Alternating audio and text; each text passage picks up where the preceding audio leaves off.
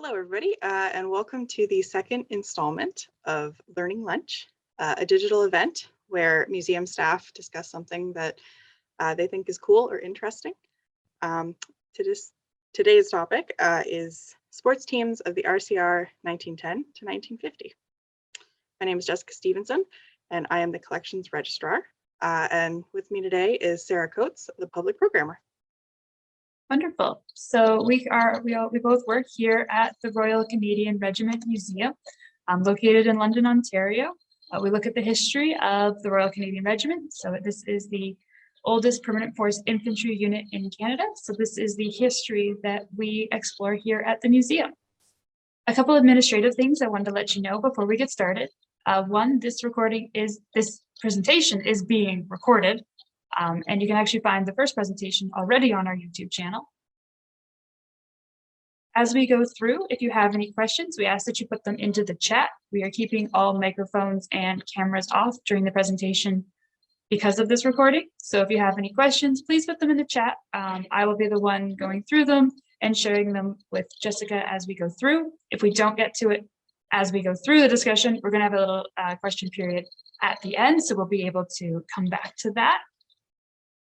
And just to let everyone know, we were having a few lag issues earlier this morning. I think we fixed it, but please let us know in the chat if we have developed any other issues, and we will do what we can, or at least talk slower so it'll catch up.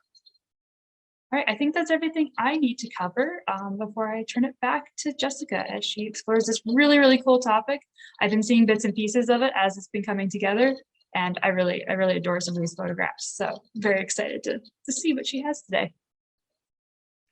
Okay, so as some of you may know, the Winter Olympics 2022 started last week. And so we have decided that it would be a good time to kind of talk a little bit about the relationship between sports and the military. So I'm going to go ahead and get my presentation going. Great. Can everybody see that? Good. All right. Okay. So sports and the military have a long history. Sports promote team bonding, leadership. It's a healthy competition. They can promote the expertise of skills that are needed for soldiering. And there's all kinds of ways that sports can take shape in the military. So there's team sports, there's individual sports, there are formal leagues that can be intermilitary, interregimental, interbattalion, intercompany, interplatoon. There could be sort of more informal through like intramural sports or just recreational, or they can be just kind of something fun. And so as you can imagine, the RCR museum collection has quite a lot of material, specifically archival material, covering the idea of sports. But because we try to keep our learning lunches to about 30 minutes, 45 with a bit of discussion, we decided today that we were going to keep it to a scope where I'm going to talk specifically about sports teams of the RCR from the period of 1910 to 1950. And I'm going to specifically today be using examples of photographs that we have that were official team portraits. So they're organized league portraits. Usually it's at the barracks or at the bases. From this time period, I will not be covering either of the world wars. That's kind of could be its own separate topic if we wanted to. And also I will also include some of the trophies that we have in our collection as they relate to some of these photos. As you can see, some of the trophies in these photos are in our collection. And okay, can you see the next slide or is it still on the title? Still on the title. Okay, how about now? You're good now. Okay, first photo that I'm going to talk to you today is the Wolseley indoor baseball team, Wolseley Barracks indoor baseball team, 1909 to 1910. And the reason that I wanted to start with this one is because, first of all, it fits very nicely at the very beginning of this time period that we have selected. But also, I feel like a little bit about the sports culture in this time period that we've selected here. So this is an indoor baseball team. And while we were researching kind of this topic and some other things that have happened in the past, Sarah and I came across several team photos for indoor baseball teams. And at the time we were kind of like, what is indoor baseball? Because isn't the whole point of baseball kind of to be that, like, you play it outside in a field? And so for that, we researched it. And so indoor baseball was invented in Chicago in 1887. And it was meant to be the winter version of the game that's played outdoors. So you played it in a gymnasium. You still had the three bases, but they were often a shorter distance. You played with a thinner bat and a larger ball. And if that sounds familiar, it's because indoor baseball is the sport that would then become softball. So we still have softball today, Oh, yeah. but it began as indoor baseball, as this winter version of the outdoor sport. And the thing about indoor baseball is that it was kind of invented almost around the same time that basketball was invented. And so these two sports kind of grew in popularity in the same moment. But indoor baseball, I think because it had that relation to the game that was already familiar to people, ended up becoming more popular right around that time period of 1900 through into about 1910 as one of the sports of choice for indoor sports. And then in the 1920s, it was sort of eclipsed by basketball, and basketball became the indoor sport of choice. And then indoor baseball shifted into more of the softball sport that we're familiar with today. So I decided to. I was just Oh, sorry. I was sorry. just going to say you can actually see the softball, and the Yeah. indoor baseball ball, and it's definitely softball size. Yeah, it looks just like softballs that we see today. And so this 1909, 1910 period team I wanted to include because this is kind of a neat snapshot of a team that was playing a sport that was popular in this moment, that's not entirely familiar to us now. I also wanted to start with this photo because I felt like it was a good example of some of the challenges of sometimes doing research in museum collections. So while I was pulling research about this photo, I discovered that we actually have two copies of it in the collection. The one on the left, you can see, has the full frame photo as being the Wolseley Barracks indoor baseball team. The one on the right is, I have not cropped that. That's where it's naturally cropped. I'm not sure what happened to this photo. I'm not sure if it came into the collection this way. I don't know the story behind it, but as you can see, it's the same photo. It has the same names, same photo studio, and the same sort of framing around it, but it's missing that title that gives you the context that it's the Wolseley Barracks indoor baseball team.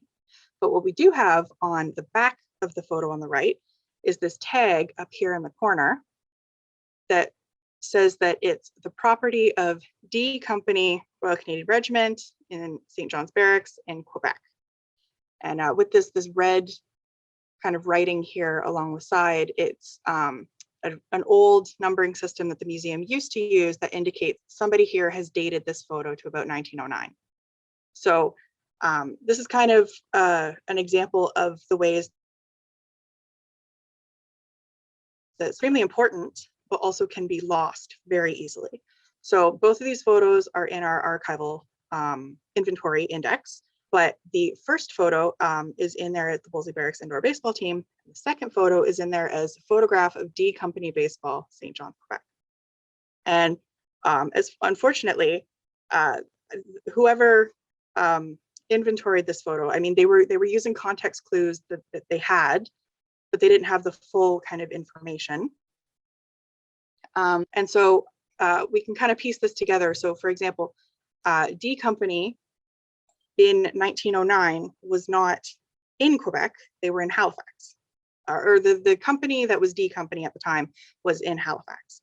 And at Wolseley Barracks, we had K Company. And as you can see on their uniforms here, on the chest, we've got a K, presumably for K Company. And so we also know, because we've researched a little bit into some of these figures, we know that they were in London at this point in time. So best we can, sometimes important context is lost just simply because of the way that an object has changed over the years. We have a question, Jessica. Yep. Would these teams have coaches, or was it less formal than that? So some of them would. So as you can see kind of here, we have some of these individuals have positions with their names. And often in some of these photos, you'll have somebody who is listed as a team manager or trainer. Coach wasn't really a term that specifically had that position, but they often had a team manager or a team trainer. So there would be somebody kind of in charge who would, I would assume, be leading sort of like exercises, practices, that kind of thing. And then some of these teams, it's kind of hard to know exactly the structure of some of these leagues. So we know that some of them were interregimental. So it was kind of like, you know, RCR teams playing against RCR teams. And then some of them were more, or other groups. And we know that some of them awarded championships and had trophies and things. So we know that there is some level of formality there. So it makes sense that some of these teams would have trainers leading practices. Cool. Thank you. I hope that answers the question. So our next photo here is D Company football team photo 1912. And as previously mentioned, so D Company was located in Halifax in 1912 prior to the First World War, and then the RCR went to Bermuda in 1914 for garrison duty. And so this photo here, this is a close-up of the actual the men in the photo, and this is kind of a zoomed out. So this is what the actual photo looks like in its frame here. Oh, and a side note, when I say football, I mean what we're referring to today as soccer. Yeah. And football, but the game that I'm referring to is soccer. Basically, it's not American football. So the D Company football team must have done a really good job in 1912 because it looks like they've won quite a few awards here. But specifically of note in this photo is the Petawawa Cup. I love the Petawawa Cup. Yes, it's one of our favorite artifacts in our collection. And we like this photo because it is, we believe, to be the only photo in our collection currently that has an image of the Petawawa Cup as it originally looked, because this is how it looks now currently in our museum on display. So this is the Petawawa Cup. And as you can see, this is the top half. And it is on display in our First World War galleries. And this little section down here is actually the base of the Petawawa Cup, which we recently found in the past couple years, like when it was whole. So the story attached to the cup is that it was left in the officers' mess.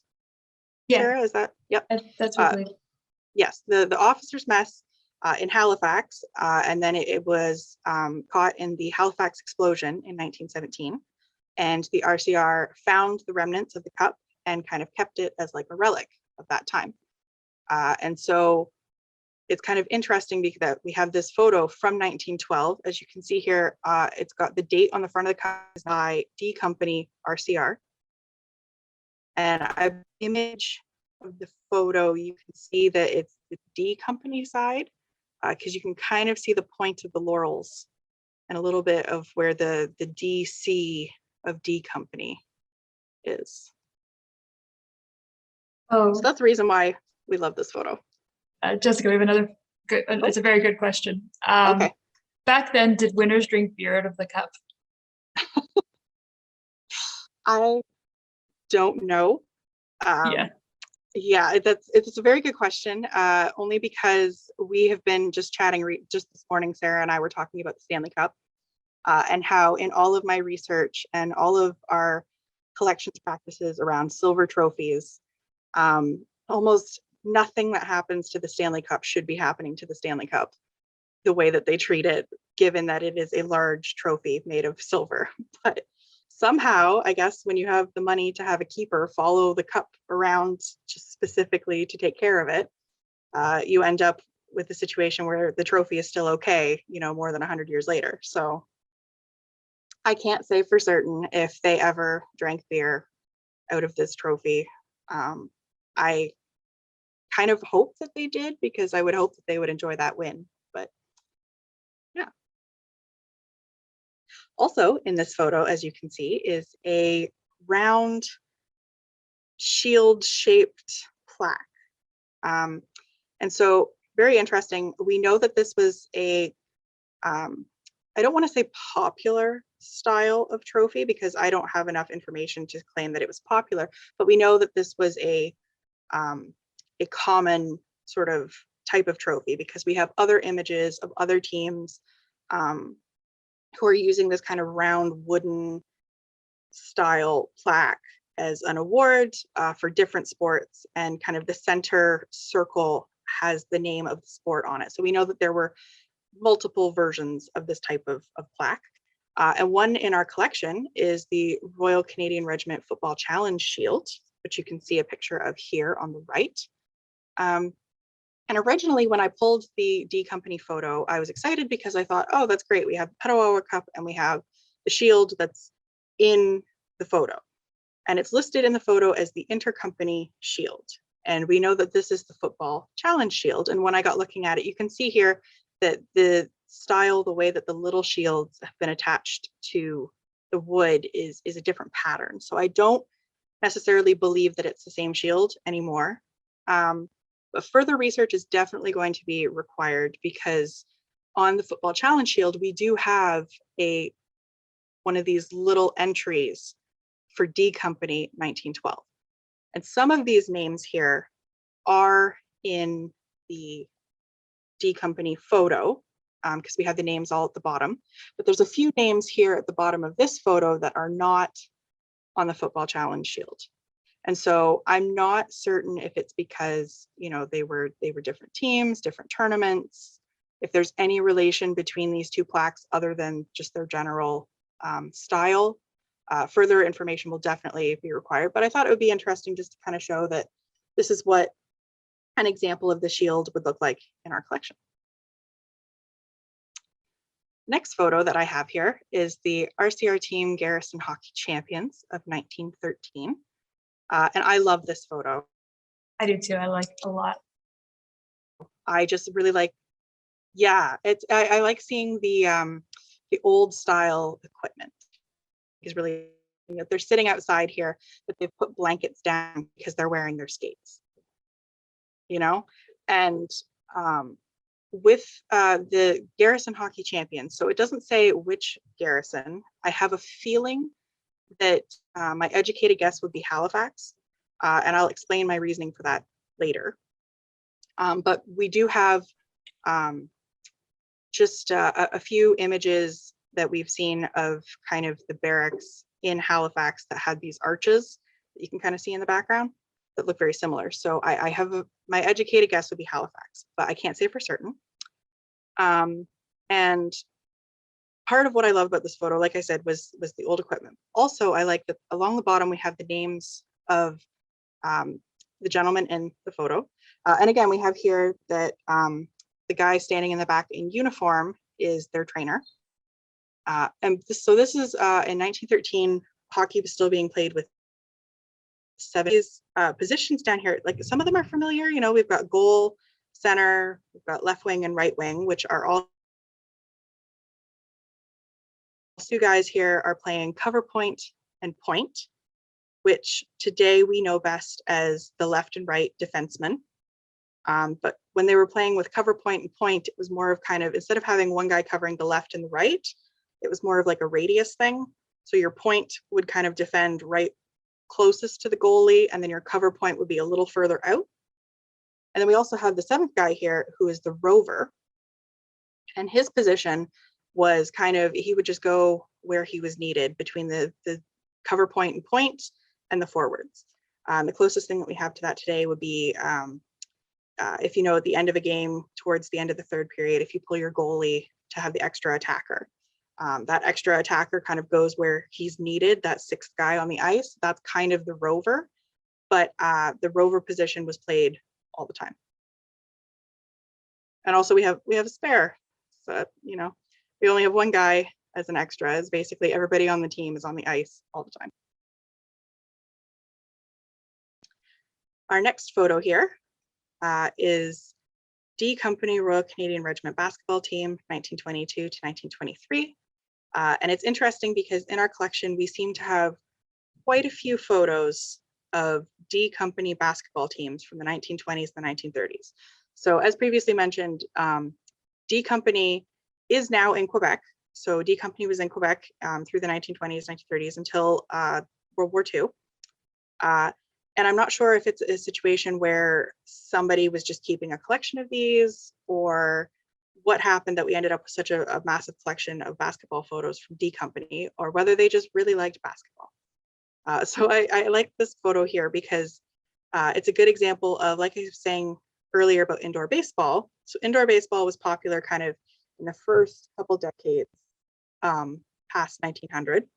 And then into the 1920s and the 1930s, basketball eclipses indoor baseball as the indoor sport of choice during the winter to be played in a gymnasium. So this is the time period when basketball is rising in popularity. Basketball was invented in 1891, and it was invented by a Canadian in the States. And then with World War I, basketball had already spread fairly far across America, and American soldiers in World War I took it with them to Europe, where it spread further, and it kind of caught on. And in North America, by the 1920s, you see formal leagues starting to be set up. You see the rules have kind of solidified into similar to what we have today. And so this is a good photo because I feel like it represents that time period. So this is like basketball's beginning to be what it is today. You're starting to see that beginning point where it grows from there. Yeah. Photo here is the RCR at Halifax Station, 1927. So this is a group shot. It looks like it was taken in a gymnasium. And we have all of the guys of RCR that were in Halifax in 1927. And you can see that they've got kind of a little grouping of trophies down at the front. And we don't have any sort of lists of what these trophies are, so I can't say for certain whether these are trophies that they were specifically highlighting that they won in 1927, or whether this is kind of like a prideful, this is what we have total. But what I really like about this photo is the back of this photo has this big scoreboard Garrison Champions placard on the wall of the gymnasium. And I just feel like this Garrison Champions board kind of really highlights what I've been talking about the trends in sports and things rising in popularity and falling in popularity.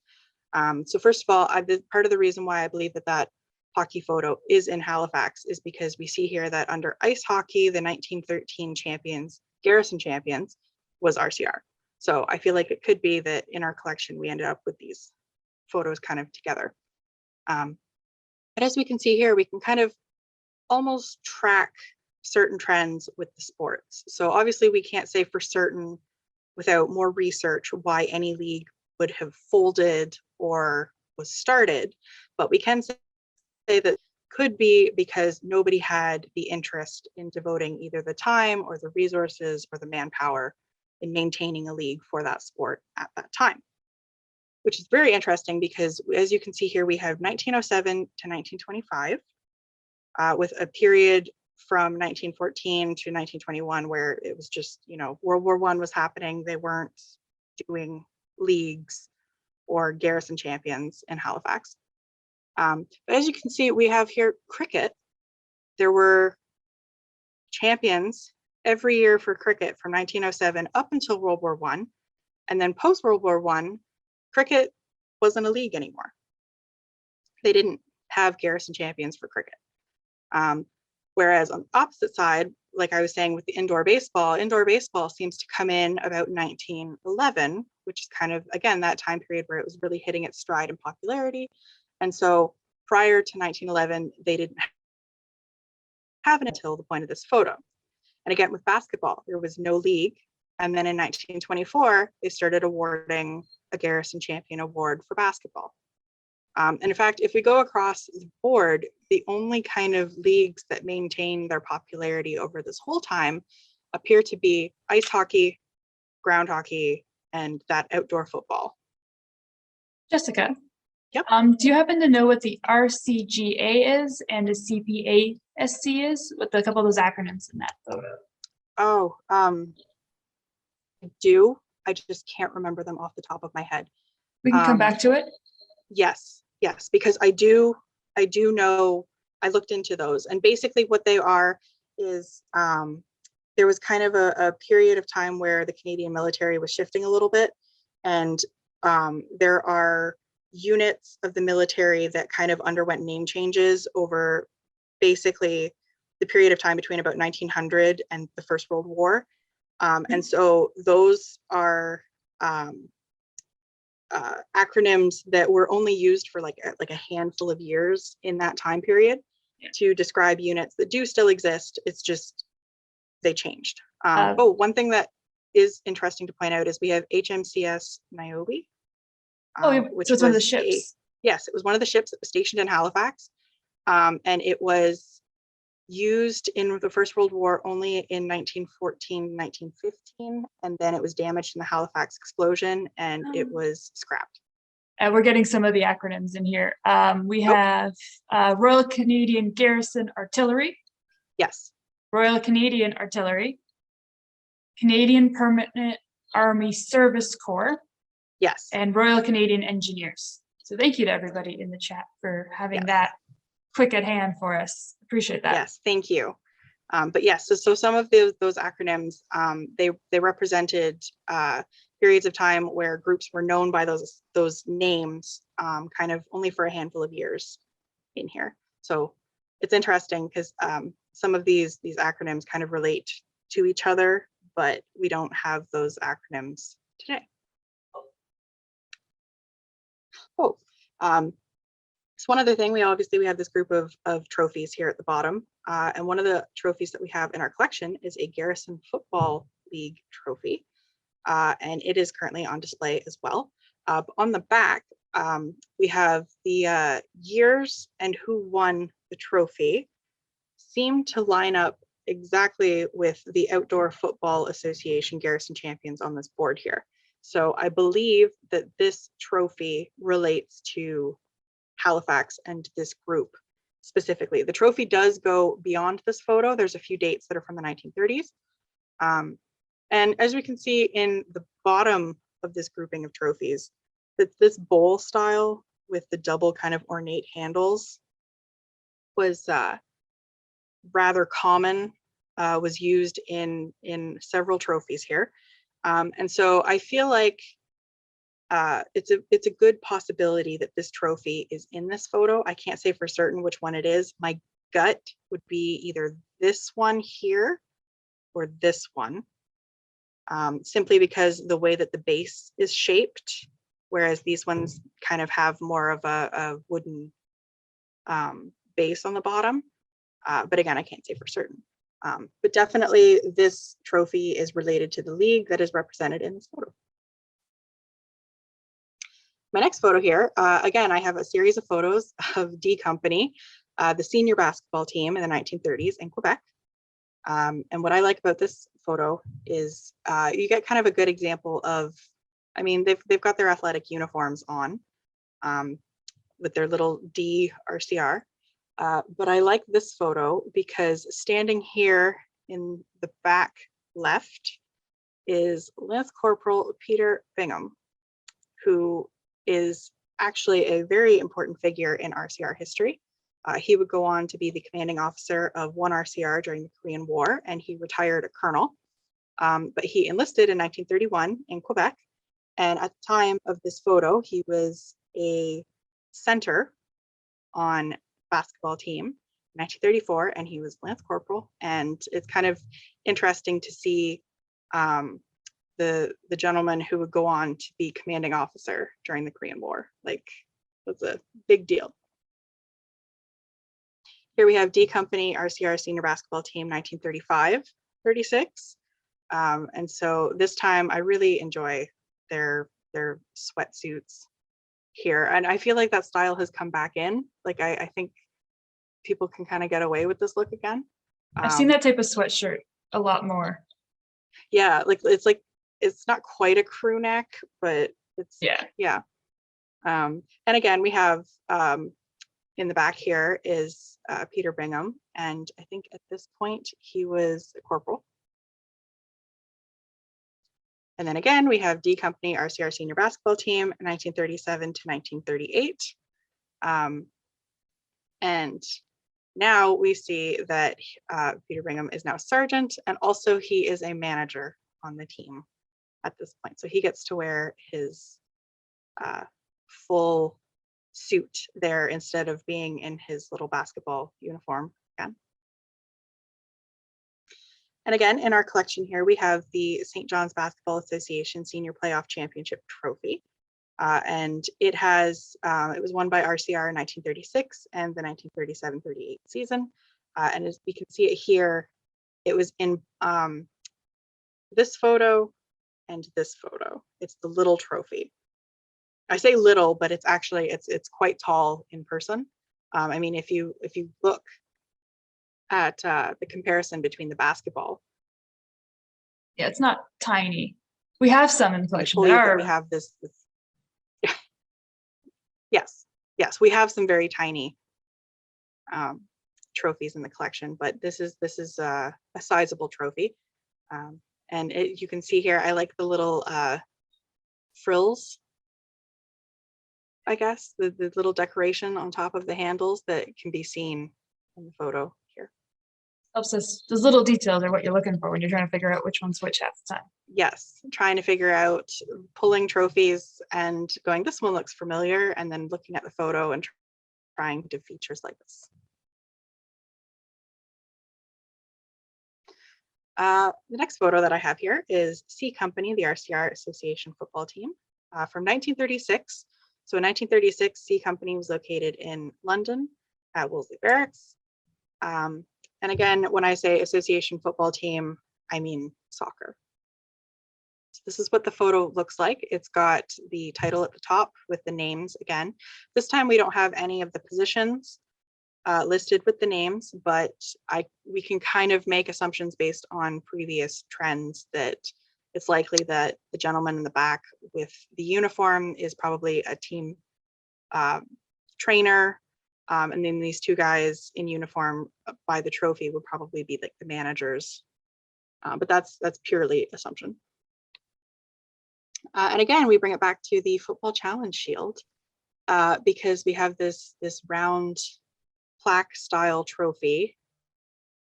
This might be the same trophy because some of the little idiosyncrasies match up. So we can see here that the shields around the edge of the trophy match up in the same style that they're put on the wooden backboard.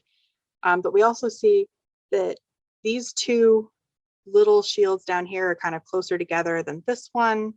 And then these two shields are kind of closer together. And this seems to match up well with what's in the photo here. You can kind of see that there's extra space here, the way that there's extra space here. And the wood looks pretty similar too. Yes, yeah, the grain of the wood, we can grain to it. And then in the photo, you can see the lines of the grain here. It just, I think this is the same trophy, but there's another layer of mystery to it because this photo is listed as being 1936, or it's dated as 1936. And there actually isn't a shield on the Football Challenge Shield for 1936. We have HQ in 1935, and then we have C Company in 1937. Well, that's quite odd. It's kind of interesting trophy, but I'm not sure about the dating. And again, we have some of the names here are in the photo, but not all, which is, so further research is required on this one as well. There's always further research. Oh, there is.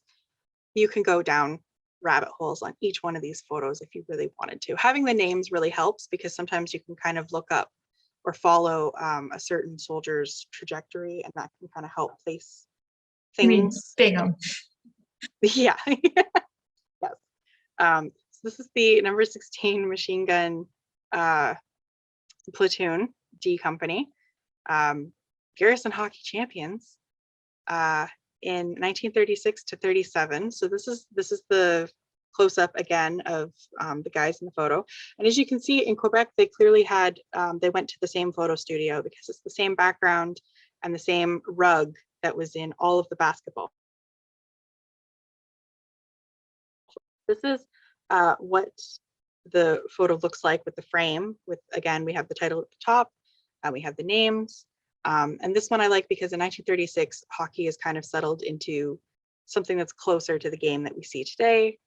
Clearly, we have enough men here on the team that we have actual shifts. We don't have the same 7 guys on the ice all the time. We have 2 goalies, and all of the position names are kind of what we know today with your defense, your goal. They've gotten rid of the rover position. The rover position was actually kind of phased out in the 1910s, 1920s. And yes, Sarah, there's our friend Bingham again. At this point, I think he is still corporal. It looks Corporal like Peter Bingham, and he is a manager, and he has a fabulous fur hat here on the right in the front.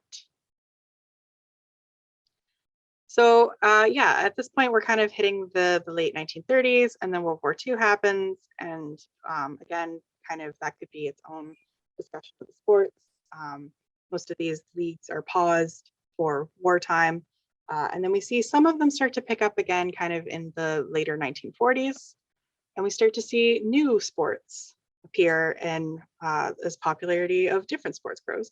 So here we have the battalion headquarters and band were the champions of the Regimental Volleyball League in 1949. And this was kind of one of the first instances that I saw of volleyball as a mention in these league sports. And again, sitting in the front row on the left is our friend Peter Bingham, who is now a lieutenant colonel. He has gone through World War II, he's been commissioned, and he's come out the other side as a lieutenant colonel. And in a couple years, he will be leading one. And again, I just really enjoy seeing these uniforms. This is not quite the same style of sweatsuit as kind of the basketball photos, but still interesting to see. And the trophy that's at the bottom is the Volleyball Sergeant's Challenge Cup, and we have it in our collection. And as you can see here at the bottom, 1949, battalion headquarters and band. And they were, I'm not sure what happened to the base in this image. It's got sort of a wooden base to it. In our collection, it is just the top half. It's just the cup. But that's the same cup. And again, you can kind of identify it partially on the contents of the cup and matching up the winners, but also because you've got these ornate handles that you can kind of easily identify in this photo. And with that, we reach 1950 and the end of my slideshow presentation. that was really cool. So I love seeing those photos. I had to keep turning my camera off. Yeah, we're trying to beat the lag today. But we just would like to thank everyone for joining us today for our second learning lunch where we explored this really fascinating topic. So thank you so much for joining us, and we look forward to seeing you for our next one. Please follow us on social media for further details, but that should be coming out, the information could be coming out about that quite soon. So thank you very much for joining us today.